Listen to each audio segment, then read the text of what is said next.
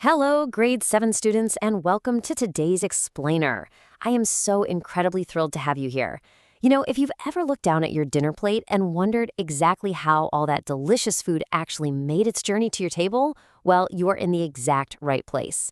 Today, we're exploring a totally fascinating topic that connects the earth, the economy, and honestly, our everyday lives. We are going to look at the concept of agricultural arts, and then we're going to examine how real-world events impact our food supply. It's a massive journey from the soil all the way to the supermarket shelves, and it genuinely affects every single one of us. Okay, let's dive right into this. Here is our roadmap for today. First up, what are agricultural arts? Second, plant and animal production. Third, current agricultural issues. Fourth, global shortages and imports. Fifth, prices and agricultural smuggling. And finally, number 6, questions for grade 7. So, starting with section 1, what are agricultural arts, the foundation? Now, before we can really understand the complex headlines we see in the news regarding our food supply, we absolutely must build a strong foundation. We've got to understand the roots of our food. Agricultural arts comprises plant production, like your vegetables, crops, and trees, and animal production, which includes swine, poultry, livestock raising, and fish. And notice the word arts here. We often think of agriculture strictly as a science or maybe just manual labor, but it is truly an art form. It requires incredible skill, perfect timing, massive patience, and a deep, deep understanding of nature to successfully cultivate life. Whether a farmer is coaxing a really delicate crop out of the soil or carefully raising livestock, they're engaging in a practice that has literally sustained human civilization for thousands of years. It's a broad, dynamic field, and it's basically broken down into 2 main branches. Moving to section 2, plant and animal production. 2 main branches. So there is a distinct divide, but also a balance within agriculture. On one side, we have plant production. This is everything from the vegetables in your salad to massive fields of staple crops like corn and wheat, all the way to sprawling orchards of fruit-bearing trees. It's really all about harnessing sunlight, soil, and water. Then, on the other side, we have animal production. This includes swine, which are pigs, poultry like chickens and turkeys, general livestock raising, which covers your cattle, sheep, and goats, and even aquaculture or fish farming. Both of these categories require totally different sets of skills, specialized tools, and unique environments, yet both of them are absolutely essential to feeding a community. Let's look at section 3, current agricultural issues. Headlines from the community.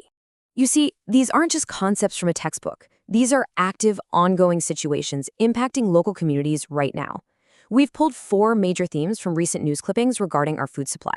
First, we're seeing a slump in the price of sugar. Second, there are ongoing debates and actions surrounding rice importation. Third, actually driving that importation is a broader global rice shortage. And finally, communities are dealing with a highly complex legal and economic issue of agricultural smuggling. So, we're going to look at these objectively to really understand the mechanics behind the headlines. Which brings us to section 4, global shortages and imports. The rice crisis. Imagine opening up the newspaper and seeing this headline: Global rice shortage hits food supplies. A global shortage means that, around the entire world, the overall production of rice has actually dropped below the amount that people need to consume. And this can happen for a variety of reasons. Extreme weather, like severe droughts or heavy flooding, can completely destroy crops. Sometimes the cost of farming materials like fertilizer gets way too high, so farmers just have to plant less. Whatever the initial cause is, when a staple food like rice is in short supply globally, it sends shockwaves straight through local markets, making it harder and significantly more expensive to secure enough food for the community. Let's see exactly how this builds from a problem into an economic reaction. Step 1 is the event itself. A global rice shortage occurs. There simply isn't enough local supply to meet the daily demand of the citizens, right? So governments and markets have to move to step 2. Rice importation is used to supplement those local food supplies. Importation just means buying goods from another country and bringing them into your own. If our local fields cannot produce enough rice to feed everyone this year, well, we have to purchase rice from nations that might have a surplus. It's a classic cause and effect relationship designed to keep the grocery shelves stocked, though it can heavily influence how much we end up paying at the store. Let's head to section 5, prices and agricultural smuggling, market challenges. Our next headline reads, slump in the price of sugar continues. Now, at first glance, you might think, hey, cheaper sugar. That sounds pretty great, right? But in the agricultural arts, a slump in price can actually be a huge crisis. A slump means the market value of the crop has dropped significantly. This usually happens when there is an oversupply, so way too much sugar in the market, or a sudden drop in demand. For the farmers who spent their own money on seeds, labor, and expensive equipment to grow that sugar, a price slump means they might not even make enough money back to cover their costs. It directly threatens the livelihood of the very people we rely on to produce our food in the first place. And finally, we have this headline: Agricultural smuggling impacts local markets. Understanding what smuggling actually means in this specific context is crucial. Agricultural smuggling is when food products, things like vegetables, meat, or sugar, are brought into a country illegally, completely bypassing official channels, safety inspections, and import taxes, which are known as tariffs. Because these smugglers don't pay the required taxes, they can sell their goods at artificially low prices. And while that might temporarily lower costs for a buyer, it heavily undercuts the local farmers who are actually playing by their rules, which can push them out of business and severely disrupt the stability of the entire local agricultural economy. All right, moving to Section 6, questions for Grade 7. Time to review.